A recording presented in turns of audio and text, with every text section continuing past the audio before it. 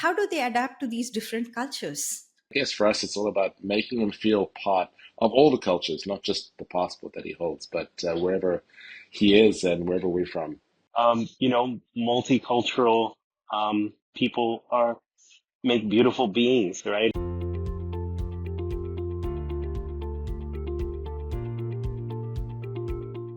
Welcome to Everyday Parenting, a down to earth podcast presented by Bricks and Blocks Coaching.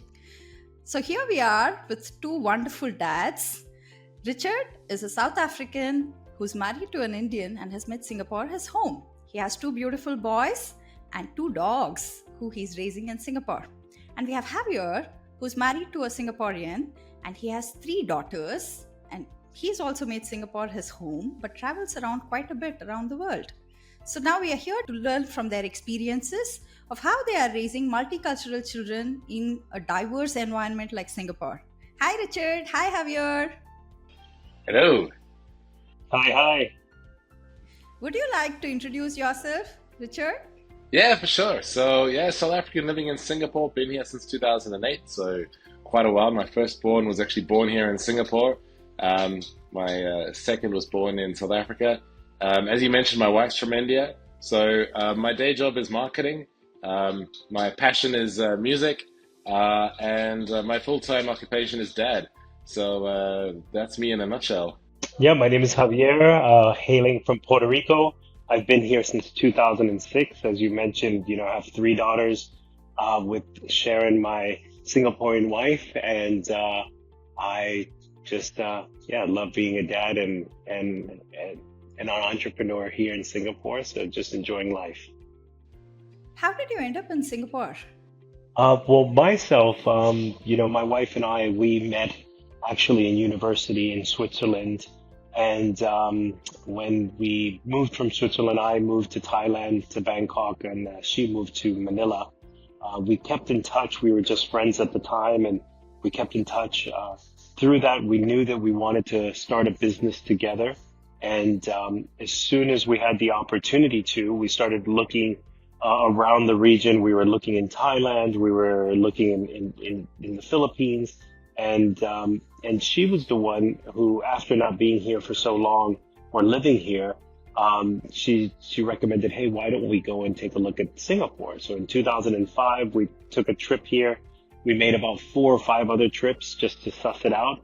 And then we decided to make the move. We thought it was a great place at the time, and it was, turning some corners, and it's turned multiple corners since. And so here we are. And all your 3 kids were born in Singapore? All 3 of them, yes. Wow. Okay, that's wonderful. Richard, how did you end up in Singapore? Well, I was working for a big multinational FMCG in South Africa, and on a global scale, South Africa is quite a small place, and I was looking to expand. And there was a job opening in Singapore, and I probably could not have pointed Singapore out on a map. But at that point, it was a way to see the world. I thought, why not? Let's just do it. And so I moved here, 2008. I thought it would be for 2 or 3 years, and then I'd go back to South Africa. But I'm still here and very much loving it. Okay, let's get on to the topic for today, right? How do you raise these multicultural children? You're from different countries, living in a different city. Sharon, of course, is from Singapore, and now you have 2 children and 3 children. How do they adapt to these different cultures?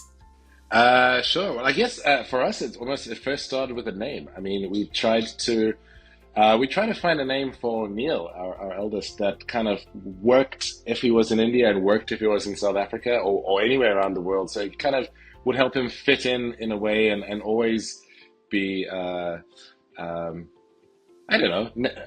home in both cultures. And so that was the start.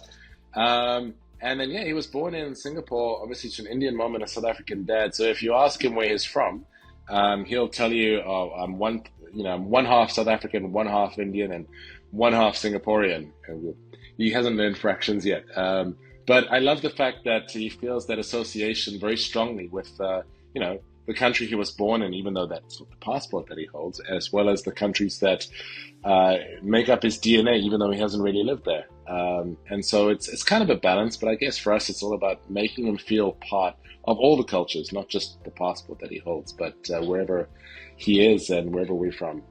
Yeah, for myself, similarly, it's the same. I mean, not so much with the names. They've taken on very some of them very Spanish names, but what we're trying to do today more than ever is really integrate our kids into just the local vernacular, right? And just, even putting them into the local school system, not having them, even though I'm a US citizen, we chose not to go the route of international school.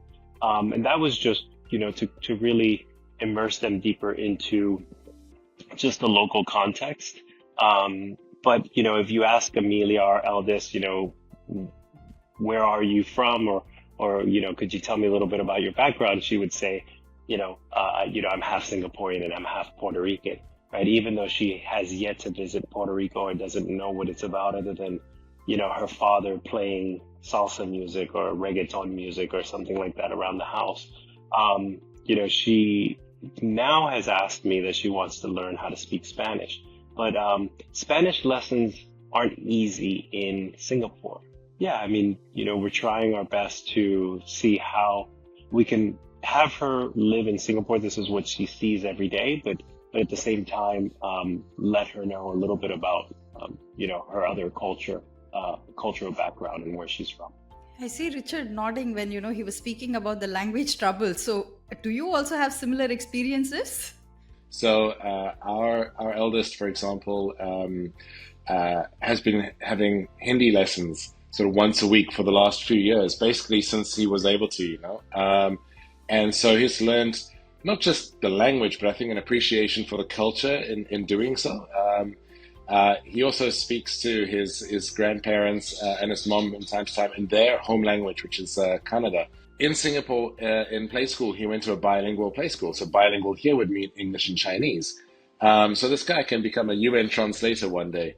The Chinese, the Hindi, and the English. I mean, it's just the way it opens like your eyes up from an early age to, there's so much more to the world. There's so much out there, and the opportunities that we give them later in life from a practical point of view. I think both Neil's mom and I are really big fans of. Yeah, and I must add, I mean, at least our kids are also learning Chinese in school, and they have a tutor that comes once a week. So I think what I meant from a Spanish perspective, it's also hard because there's no one else to speak Spanish to outside of the home, right? Where at least her Chinese, she can speak with, people around, people at my company, things of that nature, right? So, yeah, I have to definitely get on the ball though when it comes to the Spanish. And I think, as parents, we need to be extremely mindful because especially in a multicultural environment, we fall back to English as the common language in the household, right? So if we want them exposed to our root culture language, we have to be far more disciplined in terms of speaking the language, in terms of ensuring other aspects of the culture are ingrained to the child. What other aspects of culture do you try to ingrain? There's language, there's the names and the movies probably. What other aspects do you inculcate?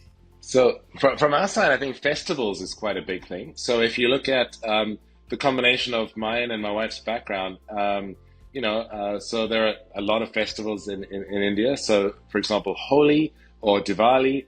So we make a point of every Holi getting together and just, doing everything you do, throwing colors, getting absolutely sopping wet. And just, like if you're Indian, Holi and Diwali should mean something to you, And then from my background, there's Christmas, there's Easter. And again, I think, to be honest, it's less of a deep religious kind of reason for doing so. But, something to look forward to every year and just getting them culturally sort of used to, I guess, all the different things that their parents had or grew up to and got used to, except they get twice as many. Yeah, I think for myself it's similar as well. Special holidays, but a big one here is being in the restaurant industry is food. So I'm a big cook at home. I'm probably the only one that cooks aside from our helper. But the girls love to come into the kitchen and help, and they're always curious, and then just exposing them to, of course, Latin food, Spanish food. And that doesn't necessarily need to stop at, all of these different kind of flavors, textures, and just flavor profiles. It's something that we have exposed them to very early. Everyone's always very surprised when our kids pretty much eat anything and everything. Okay. Actually, when you're speaking, right, there seems to be an effort on the parents' side to integrate, the cultural aspects to the children. So what motivates you to ensure that they imbibe into these multicultural aspects of both your families? There are definitely moments where you feel you're not doing enough, right? That you feel that, should I be integrating more things to ensure that they pick up these kind of cultural anecdotes, and these cultural kind of tidbits that they can grow with as human beings.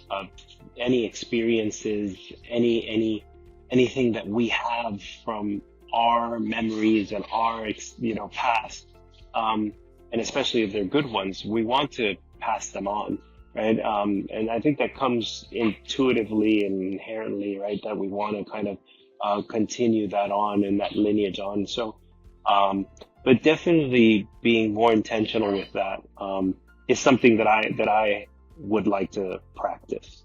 Yeah, no, I can relate to that, and it's definitely never once has it been like an either or. Oh, should we go towards the South African direction? Should we go towards the Indian direction? It's very much and. So going back to food, for example, we live in Singapore and our kid loves dumplings, rice, noodles. He's crazy about this. Yet the passion when South Africans love to, you'd say barbecue, we would say braai.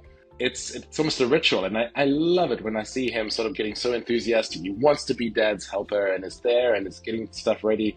And at the same time, he'll be in the kitchen when my wife's preparing Indian food.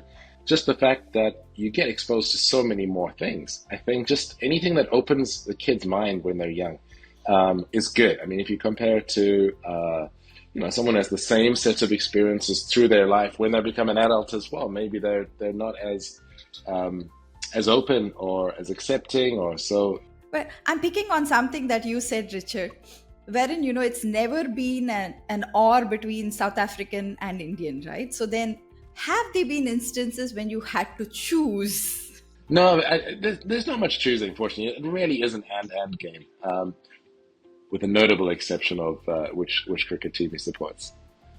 But I'll give you another example, though, of sort of cultures clashing, maybe. So in Indian culture, it's very natural to eat with your hands.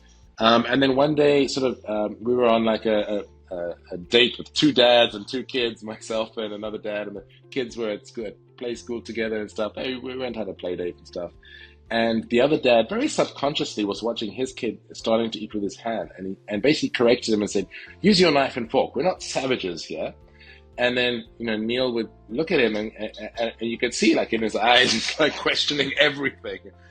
There are moments where cultures kind of clash like that, and you sort of have to take the time and explain. And I think as long as you do that, the kid grows up, with a broader understanding of the world and the differences and how it's okay to be different and in different ways, and it's not as many right and wrongs. It was just one example that sprang to mind of maybe cultures clashing a little. Have you had instances of conflict with Sharon? No, we haven't actually. Just because also, thankfully, I don't know, we also look at ourselves quite globally and, global citizens, having lived in so many places, myself, herself, we're very proud and hold on to where we're from. I think that we're also very open. And so, no, Sharon, doesn't follow any sports or anything like that where she has any true tie to. But no, I mean, I do agree with Richard. For us, whenever there is a discussion, it's an and. We have always lived in a way and in a philosophy of saying that anywhere where we are, we first have to adopt and adapt. I think that we try to raise our children in a way that makes sure that they are secure in who they are, that instills a lot of confidence, in what they are, what they look like, and so on and so forth. We are coming to the close of the podcast. So then what is it that you would tell other multicultural parents across the world, not just Singapore, right? I mean, yeah, getting back to Singapore, I think we're quite lucky. It is a quite inclusive. It's one of the few countries that actually makes a considered point of creating racial harmony. Many circumstances where like a kid of mixed race or mixed culture would be far more out of place than where we are here. So we might not be the best to advise there, but I think it's one massive opportunity.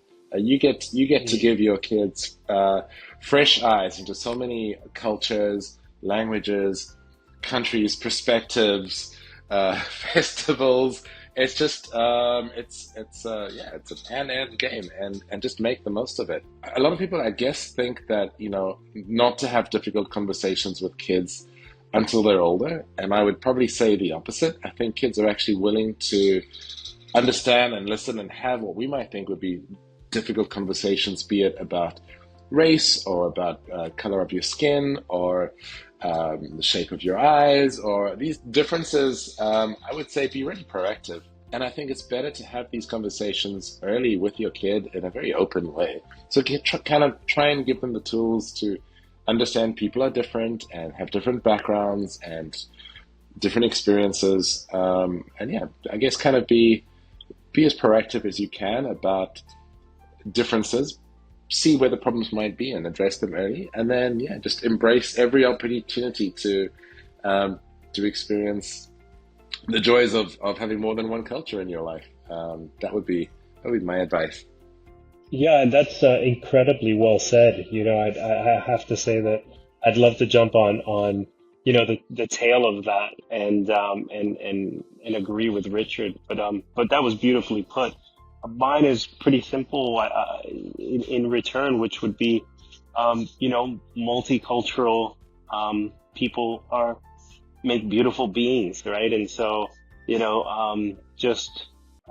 I look at everything in layers, and just anything that is multi-layered has such a beauty and has such a profoundness to it.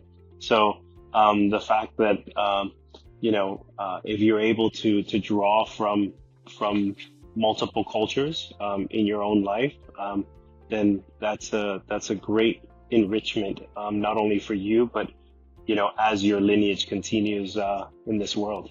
Thank you so much, guys. This was a really wonderful podcast. I enjoyed talking to you guys and learning about your different cultures and how you bring up your kids. Hopefully, I'll implement some of those in our lives as well. Thank you so much. See you guys next time. No problem. Thank you. Thank you both. Enjoyed that. All the best. Before we wrap up, don't forget to subscribe and share our content with other parents. We'd love to hear your stories, so reach out to us at bricksandblockscoaching.com. Thank you for tuning in today. I'm Swetha, a parent coach, and this is Everyday Parenting. See you next time.